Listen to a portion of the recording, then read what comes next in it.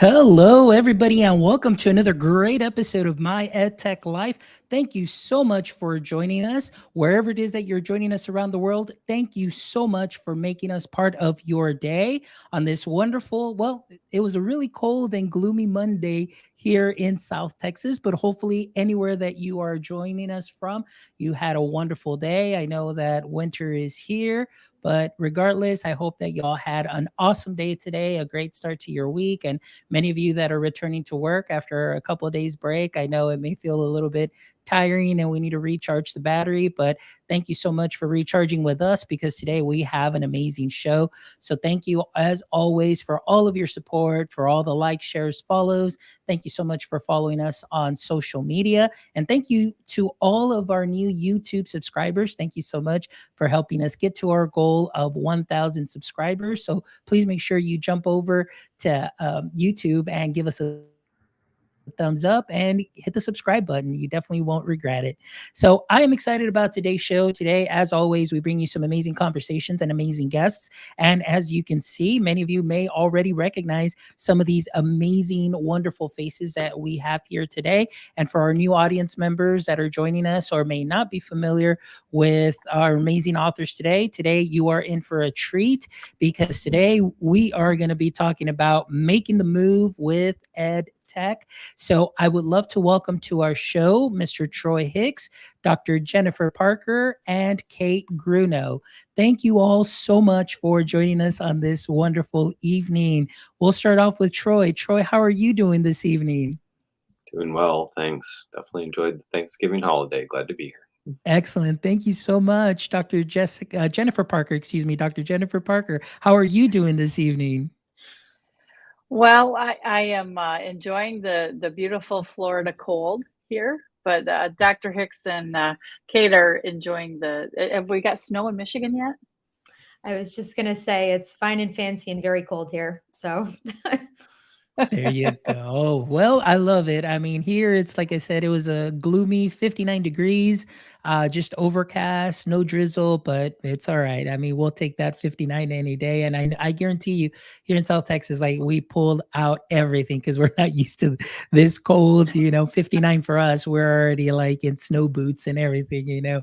But again, thank you so much for joining us from everywhere, that you are from. And again, I'm excited about today's topic and I'm excited about, getting this show set up. Like I mentioned to you, it had been, a while in the making.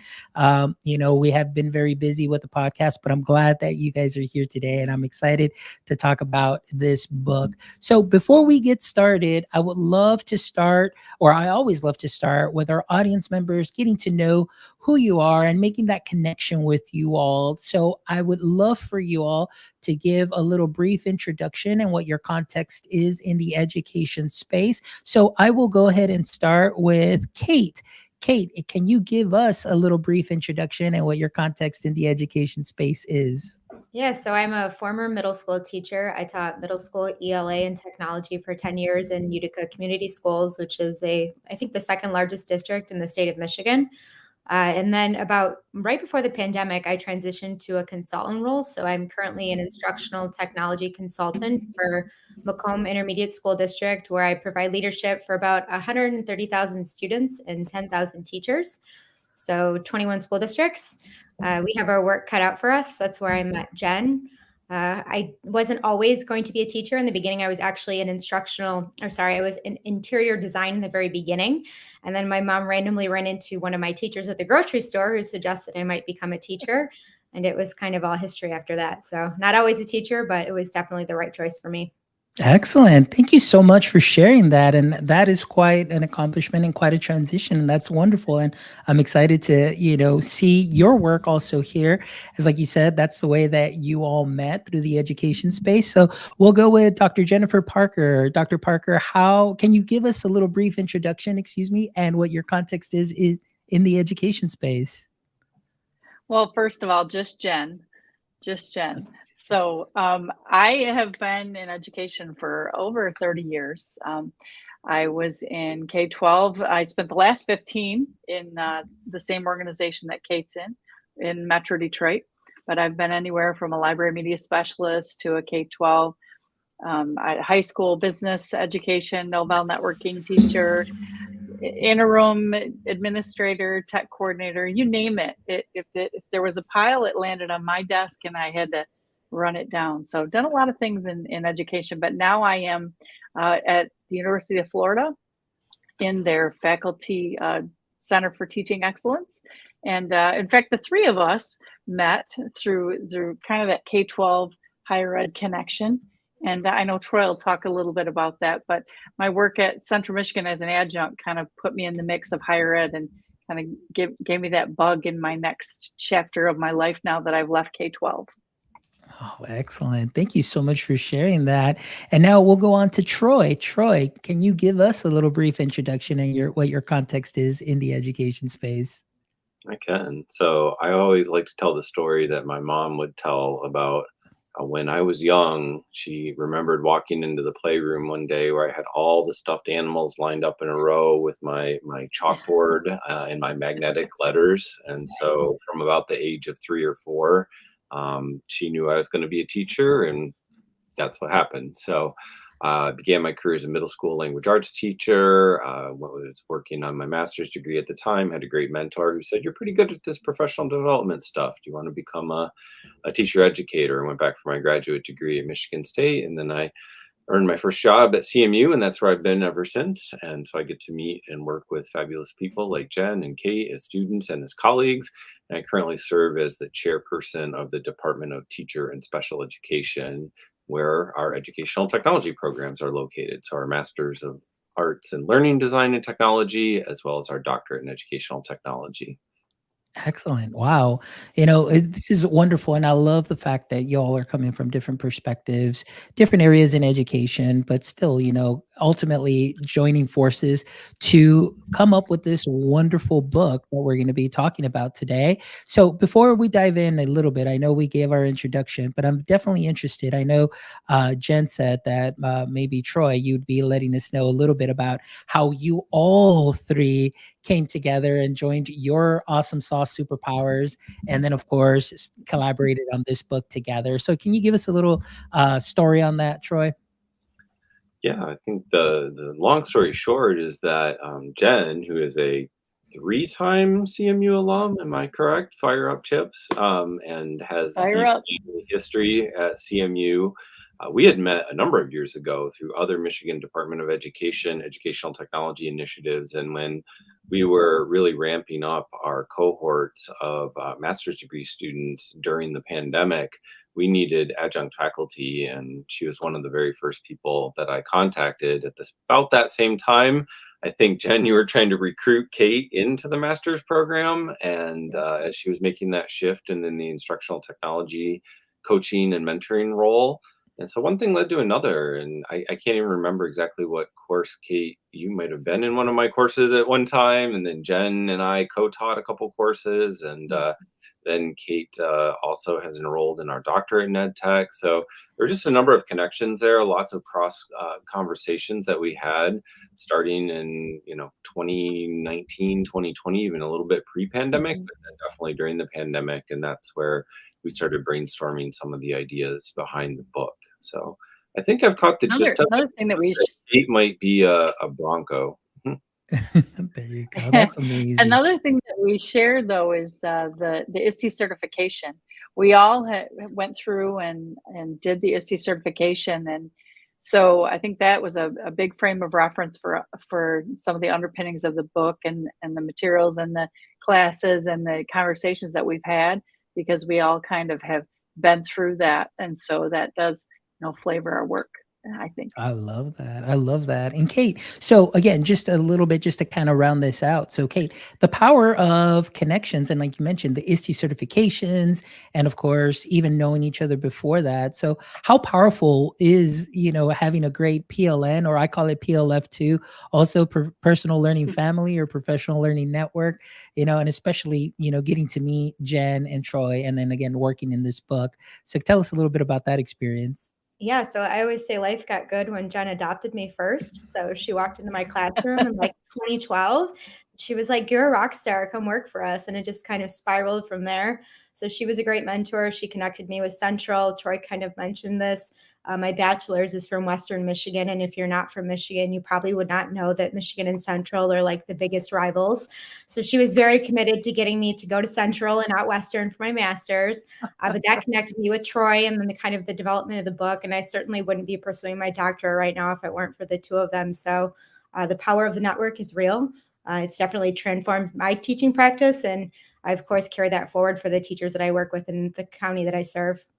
Excellent. Love it. Well, that's great. And I'm glad, like I said, this is a great opening just for our audience members. I want to thank Sherry Fleischer, also who's joining us, who I know is also an ISTE certified educator. So thank you so much, Sherry, for supporting our show and obviously being part of this conversation. But this is a great way to round this out, the introductions, just so our audience members can make those connections and obviously see, like Kate mentioned, the power of connections. And then, of course, hearing your stories all together, intertwined in an awesome way. And of course, diving into what we're going to be discussing today, which is your book here, Making the Move with EdTech. So as we talk a little bit about the book and what you all had in mind for the book, I want to just kind of get us a little bit, or just get started a little bit as far as, technology and how technology has changed and now has really come into the forefront of the classroom and, being blended with, the practice that we have, the pedagogy. But of course, that the tech tools are just moving at a rapid speed and just, talking about AI since last year and so on. So I just want to we'll start with Jen, the premise of the book, getting started with the book and the idea behind it. What was it that really sparked the start of this book? Was it just the transition in education as far as the tech is concerned? Tell me a little bit more about that. Well, I think through a lot of our work together, the three of us, in not only the Central Michigan work, but our teaching work in general, we are big fans of the Triple E framework and the Liz Kolb, the engage, enhance, extend.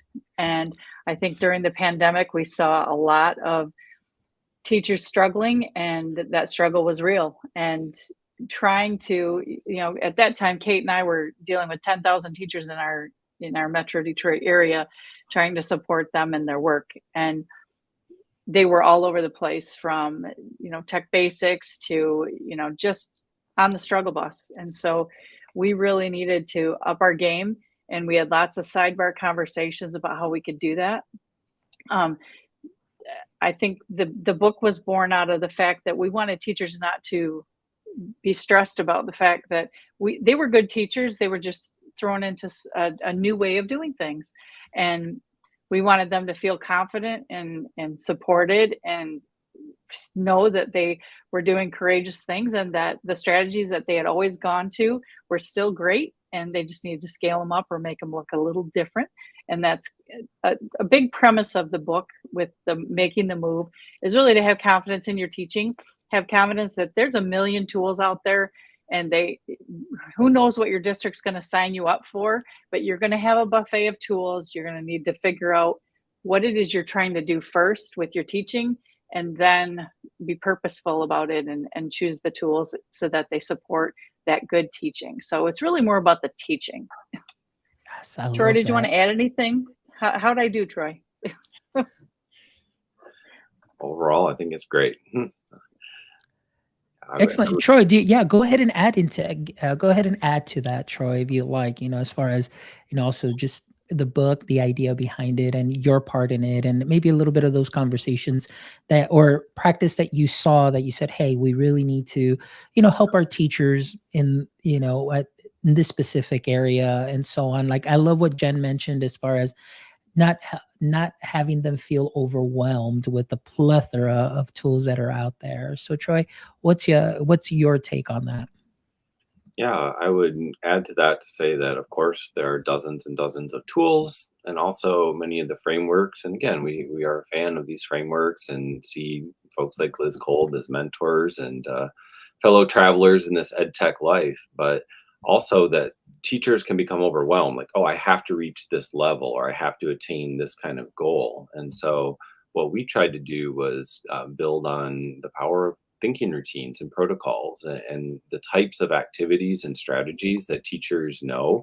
In fact, one little anecdote we like to tell about the book proposal is that one of the reviewers said, I already know all these strategies. And we're like, yeah, you might know all these strategies, but you're probably not using them with technology. And that really kind of reframed the way that we took the tone and the approach of the book, not in this kind of condescending way, like, oh, well, we can do it better. But yeah, you're right. You probably do know what a 6-word story is, or I see, I think, I wonder. But let's show you some other ways that you can use technology to enhance and extend that type of a strategy that you're already comfortable with. And I'm sure we'll talk a little bit more about those strategies later on. Yes, absolutely. And Kate, I would love to know, just adding to what Jennifer said, and then of course with what Troy just finished saying. And as I was going through this book and bookmarking certain little areas, I was like, wait a minute, this looks familiar. And you're absolutely right, Troy. Like, you hit on something. I was like, I've seen this before. Like, I've seen, but I love the way that uh, you wrote it out in such a way where it's like, it's a different view, it's a different perspective, it's a different way of seeing what is already being done. And where even with the tech that's involved, it doesn't feel like the tech is the superstar within this. It's really the activity, the practice. So Kate, tell me a little bit about that in your experience. I know that, of course, flipping the switch when everybody went on lockdown and having great teachers go into a different learning modality or teaching modality was very difficult. So how did you kind of help them keep things simple? And then, of course, how did those strategies roll over into the book as well? Yeah, so kind of like Troy already mentioned, we would expect that most teachers would know the moves that are in the book. That's what makes it approachable or inviting to teachers that are just getting started or perhaps scaling up. And we know that, since the pandemic, teachers are asked to be really nimble to move between different modalities at the flip of a switch. We were talking earlier about even just this idea of having like snow days. Those really aren't going to be a thing anymore. You can ask students to go online for learning that day and to quickly take what you know and what you have planned in your lesson plans and adapt them for these new modalities. So I think one of the things that we do really well in the book is we take what teachers know and what they love, and we just show them how you could have 2 or 3 really strong moves or 2 or 3 really strong strategies. You don't have to have all 10, just pick your top 3 and, show what they can look like in these different environments and how you can really extend them in new and creative ways. Same thing goes for tools. We don't expect you to have 10 or 15 tools. You can do a lot with 2 or 3 really strong tools. And if you have these protocols in place with your students, this idea of like loss of instructional time or your students maybe getting behind in the pacing or the curriculum is kind of no longer an issue, because your students are going to get the idea of how you do business in class. And it's really going to have a great impact on teaching and learning. I love everything that you said, and all 3 of you combined, because like I said, just the familiarity of what is here and seeing it in a different way already makes me feel comfortable. And then what you just hit on, Kate, which is you just need 3 plays, really. You don't need to memorize the whole playbook. And that reminds me of our former math content specialist who did wonders for our district. And he said, I only have 3 plays. And he's a former coach. So he's like, I only have 3 plays. It's either right, left, or up the gut. He goes, I never pass because passing will lead to interceptions. So he just kept it simple. And oftentimes, I think that's the struggle with a lot of educators, and especially like myself too, as well, who I love everything EdTech. But now what I'm doing is I'm being more cautious about what I do share, and also learning, okay, what are our objectives, and making sure that I'm in line with what our district goals are and so on. But I think that what happens now is that with so many tools, there is a duplication of efforts many times, where some tools do the same things, but they may have one additional bell and whistle. And sometimes that will draw a teacher's attention off of what they are already doing and what they may be using and doing great with, within their class, and can oftentimes feel a little overwhelming, or maybe it could, even for the students. So I want to talk with Jen first here. What are your thoughts on that, as far as kind of just trying to keep it simple? I know, like I said, one of the things that I loved about this is just the easy read and the familiarity and the comfort level. So what are your thoughts on what we're seeing now in the EdTech space? Well, one of the foundation pieces that we lay out at the beginning of the book is what we call the categories for purposeful instruction. And we lay out these, we've got 9 categories now, but as EdTech evolves, you never know, there may be more. But we tried to categorize, you know, with your moves, with your strategies, what's your purpose? How are you going to purposefully use that technology rather than, you know, you see the cool tools coming through the social media feed. Oh, I got to try that. But no, you need to stay focused on that purposeful use. And so we lay out 9 categories. Facilitation is one example. Collaboration is another category. So if I want to up my game, scale it up, make the move with facilitation tools might be something like using a spinner wheel or, using the draw the annotation tool in a Zoom room. What are those? In fact, I'd love to see the chat. I'd love you guys to, what's your favorite EdTech technology that you use to for your facilitation, that as you're online or in front of your students? What are the cool tech tools that you use to up your game in facilitating? Another category is collaboration. There are a million tech tools out there that students come into the universe and they collaborate. But what is your purpose for that? What is the strategy you're going to align it to? What was your purpose? And so we really are kind of fans of that framework now that we've laid it out. It's kind of become a mantra for how we think of things. What is my purpose for using the technology? And more than just it's cool and it'll entertain the kids, what's my purpose for it? So. I love that. That's wonderful. And that's always the battle. And I think like oftentimes what I see is just there's so many tools that are out there. And like I said, it's almost something that's addicting, where it's like you see something else come out and you want to be the first to try it out because you're more, sometimes I feel we worry more about putting it out on socials first, like, oh, I'm doing this and I'm doing that, as opposed to really diving in and, doing the work with it and seeing if it really is something that is going to help you, meet your objectives, meet your goals, what it is that you're going to be doing in class, something that's not going to burden the students, that is going to cause a different login or, and of course for teachers Right. as well, just cause more frustration. Right. So one of the things that I share with my teachers, and I kind of started it on a podcast, I shared this with Katie Ritter, and I just say, you got to kiss your tech, just keep it simple and streamlined, kiss your tech, keep it simple and streamlined. And again, there's nothing wrong with trying something new, but I've always told teachers, we need to treat the technology as an instrument. You don't learn how to play guitar right away.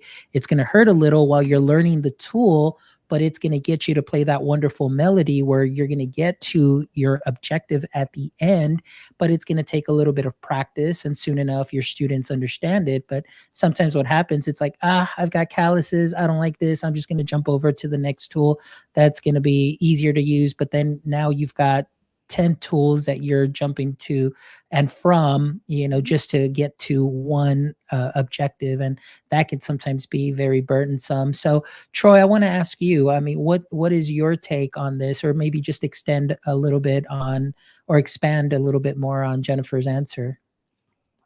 Yeah, just picking right up on what you said, one of my kind of taglines I'll use in workshops and things sometimes with teachers are that you need to have your everyday tools, your every week tools, and then your once in a while tools. And you really work on those everyday tools early and often, so students are just really comfortable with them and they can be flexible. So like I think Kate was saying earlier, Google Docs and Google Slides are probably the 2 most flexible tools to do all kinds of things, and kids just need to know them inside and out. And then you have your common tools like your learning management systems and other things like that. And then every once in a while, when you do want them to do a bigger project, we're going to invest some time. We're going to learn how to use the video editor in Canva or Adobe Express. We're going to learn how to use the map making function on Padlet or something like that. We're really going to dig in and learn the ins and outs of this one tool. And we may only use it once, but it's really purposeful because it's part of this particular project. So those every day, every week, and once in a while tools, I think that's how I typically frame that to my colleagues. Nice, Troy. I really love that. Kate likes to give us the warning of, Okay, folks, we don't want to return to death by worksheet, right, Kate? Isn't that your mantra? After all the struggles, the struggle is real. Please don't return to death by worksheet. Yeah, we see teachers wanting to shift and go back to the way things used to be. And it's tempting, but I think, sometimes we want tools to instantly be intuitive and to be very simple. But we also sometimes forget that onboarding is super important and that you have to go slow to go fast. So, we should choose tools that are intuitive and that are simple for our students to pick up quickly. But we shouldn't make this assumption that all of our students instantly or natively know how to use technology. We have to teach them how to use them, whether it's our everyday, once in a while, or those tools that Troy was talking about. They do all require some instruction on the teacher to become a part of our classroom practices. And if we're really going to move, towards these steps that we took during the pandemic, I think it's really important that we remember that all of that requires some type of onboarding for our students.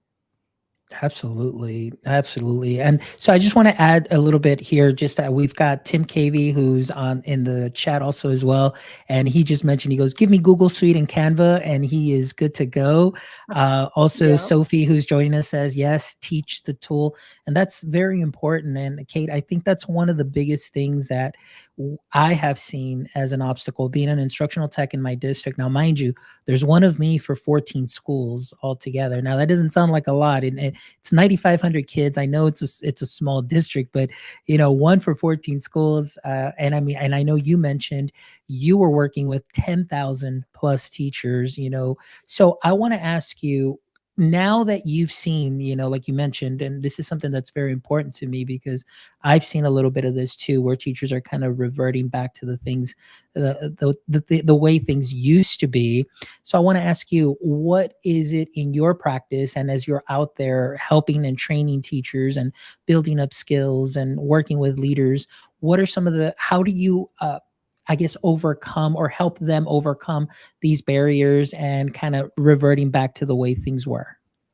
I think one of the big challenges when the pandemic first happened was teachers digitizing their materials.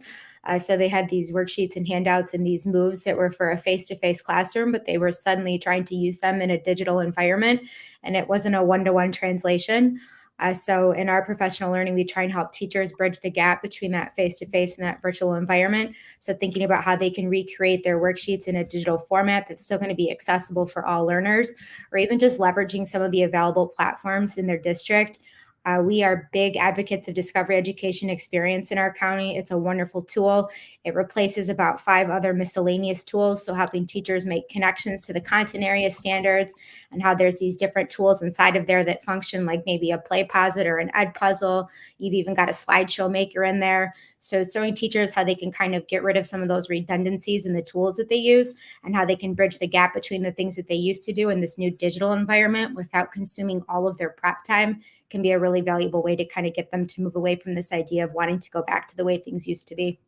Oh, I love that. And one of the things that our district did because of pandemic was we kind of standardized on pretty much 4 platforms, which were, and we still have them to this day, because they're like the lowest barrier to entry. Everybody already had that experience with that. It's now time to go in deeper. But one of the things that you did mention is, I know that when we came back, we did see like, hey, now we're going back. It was like copy machines galore. We're running like crazy. Now things are getting a little bit better now, where everything is in a digital platform, and it's really now trying to practice, doing this, like you said, giving them that opportunity to say, here are the tools that are the easiest to use. Like for us in our district, we use Kami, Edpuzzle, and we use our, of course, Google Workspace, and we use Screencastify.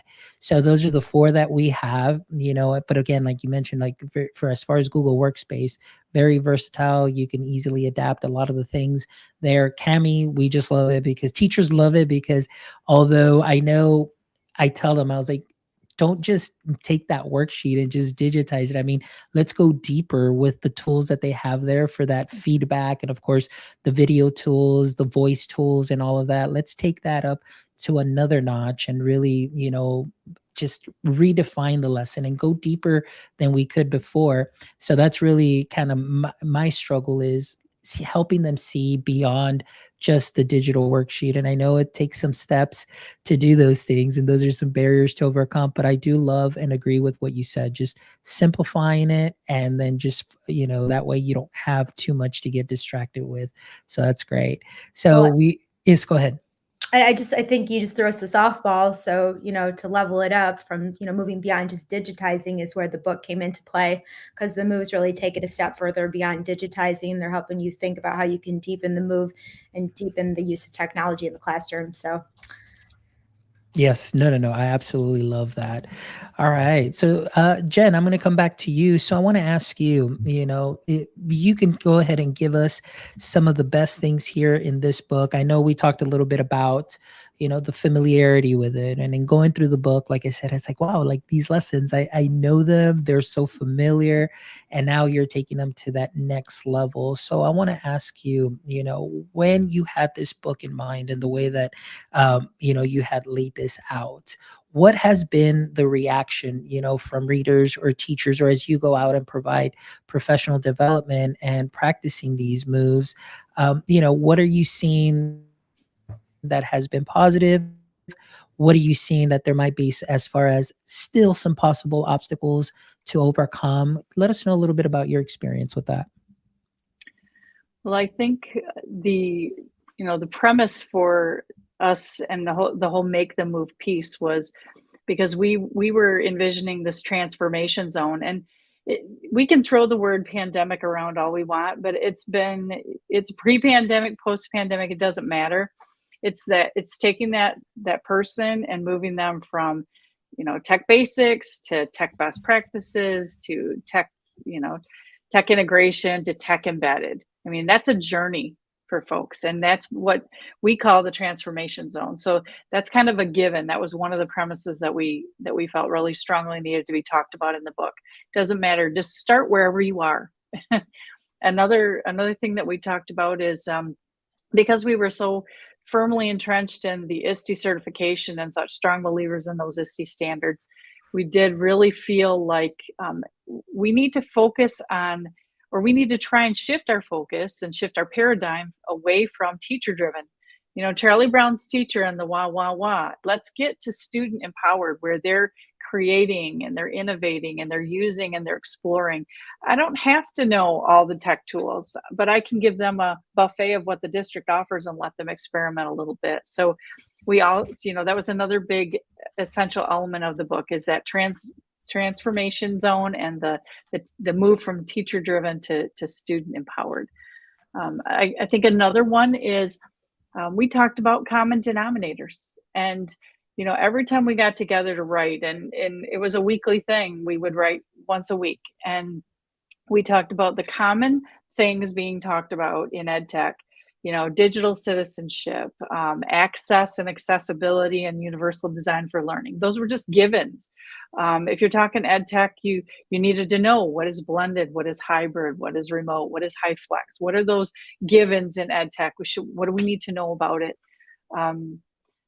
And the fact that we've got teachers and students that have a wide variety of skills, and you got to work with them wherever they are. So there were a lot of common denominators, as well as a lot of tech frameworks like Triple E and PICRAT and, SAMR and TPAC, oh my. So all those givens, those common denominators that were out there, when we're talking EdTech, people that's on their mind. Okay, where's that going to fall in your book?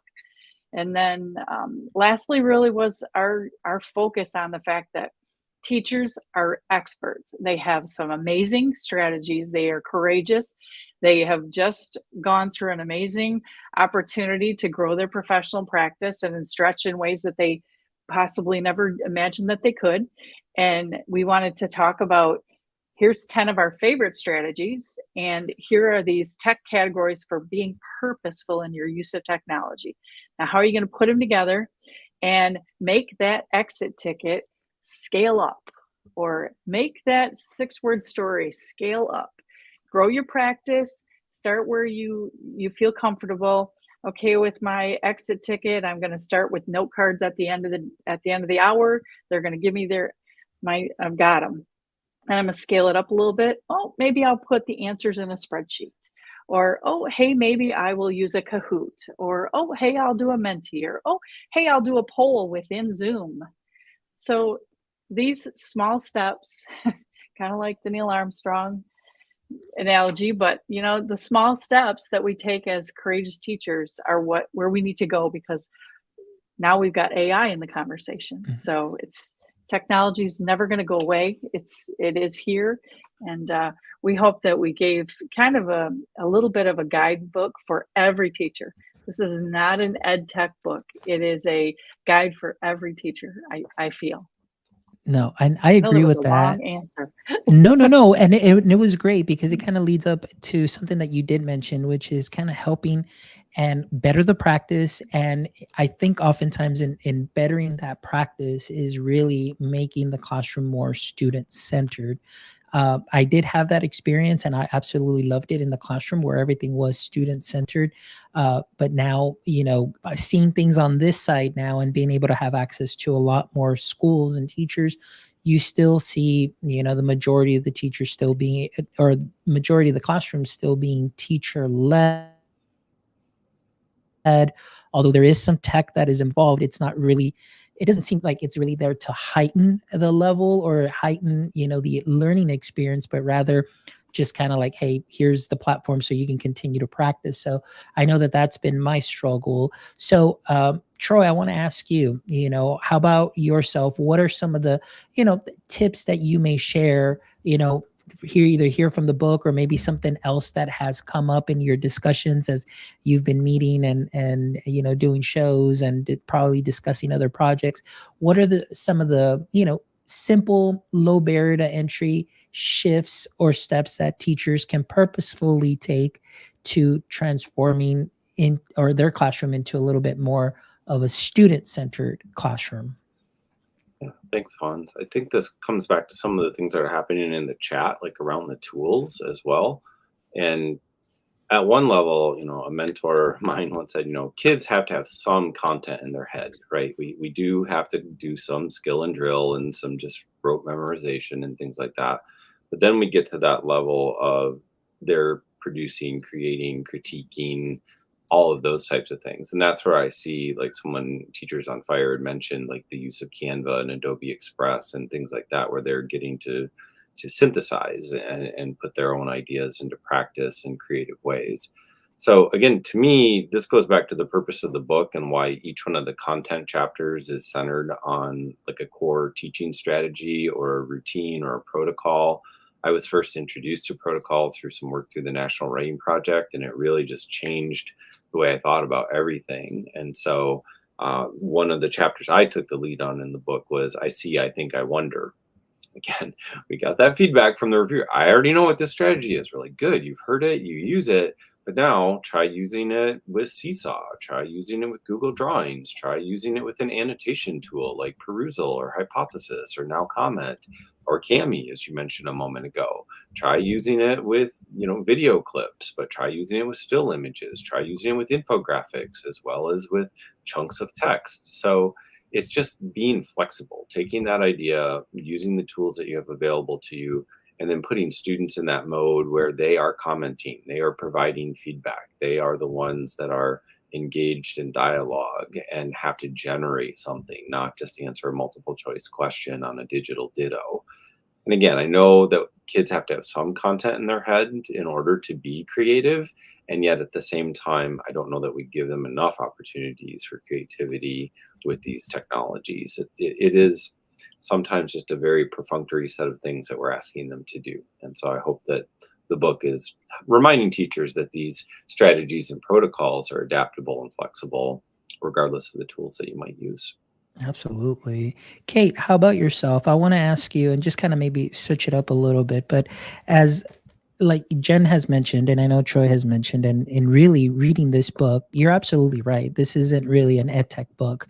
This is more of that guide, for myself, if I'm in the classroom, I would definitely follow this to improve my practice. And of course, you do offer tools that are available, to get to that objective that I want to get to as far as the learning experience or engineering a wonderful learning experience for my students and just taking that one step at a time. So I want to ask you, what advice would you share with teachers as far as how to stay informed about the technology, and maybe how to not just kind of jump on just something right away where you see it? What would be some of your advice? Because I never like to see my teachers feel burdened and overwhelmed, and with a lot of the tools that are out there. So what can you share for our audience members that are listening, some advice?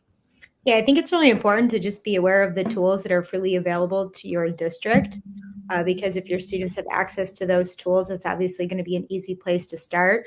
And then thinking about tools that have multiple purposes. So I know Canva got some attention in the chat.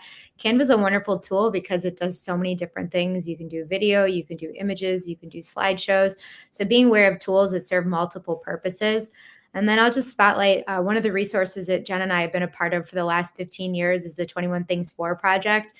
They have a student project and an educator project, and we make connections to those throughout the book. But what's really wonderful about both of those sites is that they have a team of educators from across our state that have gone through and vetted the resources. So they've ensured that they have appropriate privacy policies, that they maybe have single sign-on with Microsoft or Google, that they're really going to be conscientious of how they're going to help support the learning objectives. And those tools are reviewed regularly. So if you're looking for a great place to start, I would just recommend checking out the appendix. And the site is updated regularly. So that's a really great place to start if you're kind of feeling overwhelmed.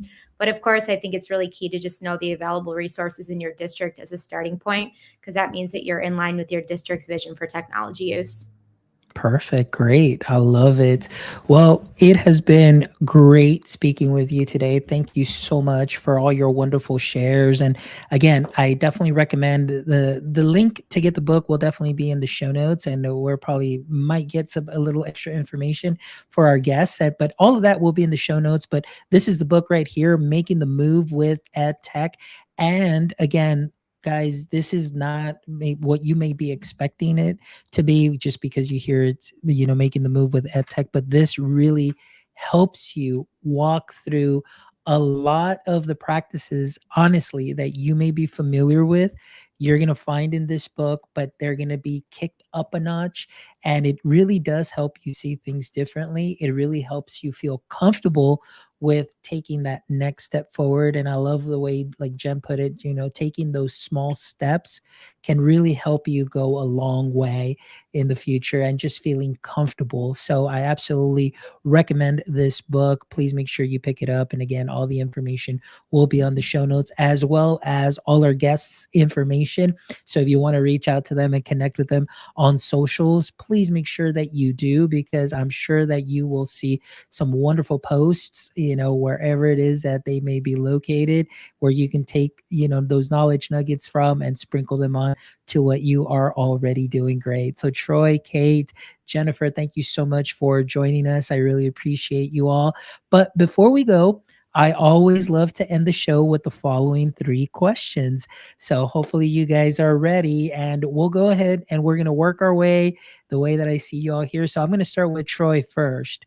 So Troy, I want to ask you, in the current state of education, what would you consider to be your current edu kryptonite? But I'm going to say people's intense desire for AI plagiarism detectors. Number one, they just don't work according to the data. I'm not a computer scientist or a statistician, but from what I've been reading and understand, there are a lot of false positives, especially for our multilingual students and our students who have disabilities, especially those on the autism spectrum. And so we need to be really, really mindful when and if we are going to try to use AI detection. That's my kryptonite. It's driving me crazy right now. All right. Great answer, Troy. Thank you so much. Kate, on to you. What would you say is your current edu kryptonite? So building on Troy's wording here of teachers' intense desire to go back to the way things used to be. Excellent. Absolutely. I agree with you 100%. Driving me crazy. We've come so far. Why can't we keep going? Absolutely. Jennifer, how about you? Mine would be the fear of AI. I am really a strong believer in the fact that AI is a powerful thing, just like the internet was, and we shouldn't be blocking or filtering or stopping. We should be empowering and teaching ethical and responsible use. So that fear of AI is just really, just a buzz killer. Yeah, no, I agree with you. And that's one thing that I've been talking to my teachers too. Just kind of like I say, like, let's kiss our tech. I was like, hey, kiss your AI. Just keep it simple and streamlined, and of Yep. course, just make sure, again, the comfort level. And always just thinking ahead, what is my ultimate goal here? What do I want my students to learn? And, just take it from there, but just, avoid that fear. But yeah, great answer. All right. Now we'll go ahead and start off with you, Jennifer. We'll start off with the second question. If you could have a billboard with anything on it, what would it be and why? I'm not exactly sure what it would say, but I think it would say something like, people are not going into the teaching profession and teachers are leaving the profession. What can you do to reimagine teaching to make it a respected, supported, and position that can be appreciated and fruitful for those of us that live it and love it rather than leave it. I love it. Leave it, love it rather than leave it. Like reimagine teaching. I love it. I Reimagine love that. I can see that reimagine teaching like very big. And then of course, something like that along the lines of what you just said there towards the end. And I'm just really picturing that. So that's a really great answer. All right, Kate, how about you? What would your billboard say? You have to go slow to go fast. I like that. Simple to the point, but it works in so many ways and it's very powerful. Yeah. Definitely agree with you on that. All right, Troy, how about yourself? Tell us about your billboard. It would have to be something like mentors matter. I think about this group and how we've mentored one another and been mentored by one another, and then the mentoring that we do, and then the mentoring that we receive in our larger professional learning communities. And so that's what matters for young teachers, especially. Like, be a mentor to a young teacher, not because you've been assigned to do it out of your, from a district contract, but because we need young teachers and we need them to be around for a long time. And you're going to learn as much as they learn from you in the mentoring process. Absolutely. Great answer. All right. And the final question. Now, of course, like I mentioned to you, I know that you all are authors and I know that you might be working on, some additional works and so on. So this question might already be, you might already have an answer for this, but I'll start with Kate. Kate, if you had to author a book starting tomorrow, what would your book be about? How we can better prepare new teachers to teach with technology in the classroom. And that's because my dissertation is coming and I need to get that written. There you go. Perfect. Excellent. All right. Troy, we'll go on to you now. If you had to author a book starting tomorrow, what would your book be about? Oh, just to say, not that anyone else on this call may have something to do with Kate's dissertation. Just want to put that out there for being her chair that you are. It could be. So I hope she takes time for personal writing too. Actually, I was fortunate enough to be part of an entirely different experience this summer with the National Endowment for the Humanities Institute, and we were studying nature writing and climate change dystopias, which are kind of two very drastically different things. But I think that could be interesting. Just put myself in a whole different space of thinking about nature writing or climate change fiction. Excellent. All right. And Jennifer, now to you. If you had to author a book starting tomorrow, what would your book be about?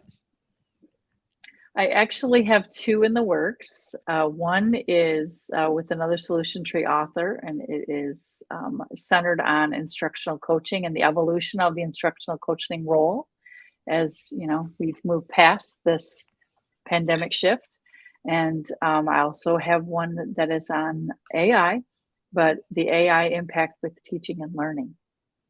Excellent. So all right. two in the hopper. Two, there you go, two in the hopper, and all so relevant. Well, Troy, Kate, Jen, thank you so much for today. Thank you so much for your shares this evening.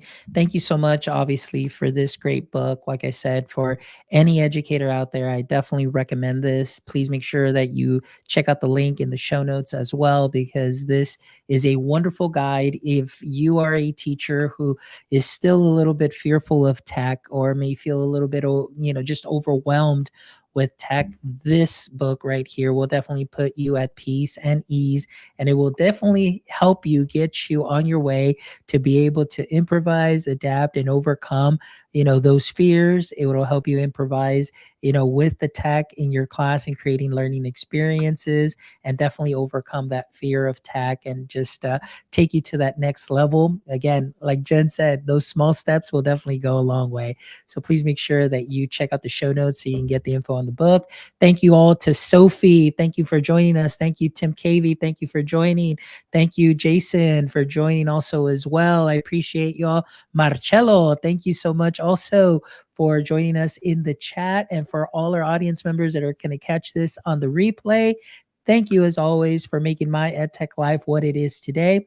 Please make sure that you visit our website at myedtech.life, myedtech.life, where you can check out this amazing episode and the other 250 wonderful episodes that are, full of just great stories. They're full of just so many tools, so many knowledge nuggets that have been poured into each episode, that I guarantee you that you will find something that's specific for you, from founders, co-founders, edupreneurs, solopreneurs, and wonderful educators.